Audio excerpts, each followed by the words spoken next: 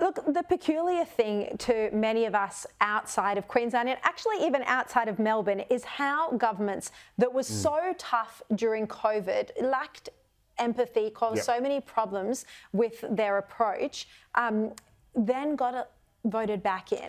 Yeah, and I think, to be honest, it goes to a bigger ideological problem with the left of the Labor Party, which is precisely that it is a faction that is based on ideology and that it doesn't compromise that ideology for even the most obvious practical human reasons. And so, of course, you have this extremely hardline response in both Victoria and Queensland. And even when there are cases, like with people with sick or dying family members or children or whatever, they say, oh, no, Queensland hospitals are for Queenslanders, or the borders must be closed because we have to do it for Mother Russia. And that is a real problem. And again, at least in Victoria, it was a left. Well, strangely, in Victoria, you had the right used to have the numbers, and Dan Andrews from the left faction ruled at the right's pleasure. And then, of course, that got completely swept aside when the branch stacking scandal came up, and suddenly that state flipped to the left. Queensland is the exact opposite. The left has the numbers. Stephen Miles is the big architect, I suppose, of the left, and has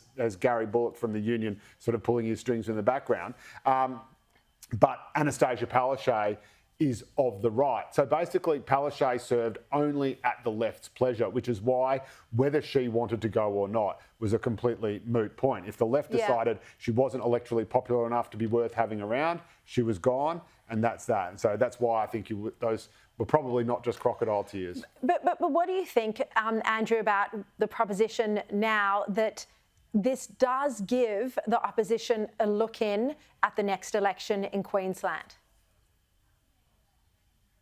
Oh, I certainly think that is the case. And it's not because of a growing hatred of Annastacia Palaszczuk.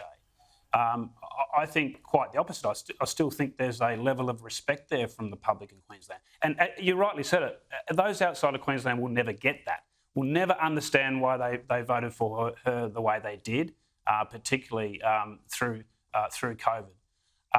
But it would be a mistake to say now that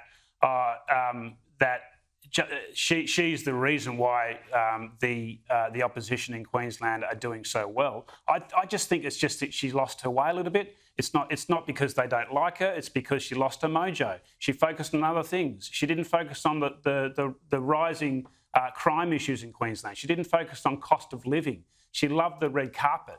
So it wasn't a pushback against COVID. They loved what she did in COVID. We'll never understand it, but they loved it. It is a pushback against a 12-year-old government that needs to move on.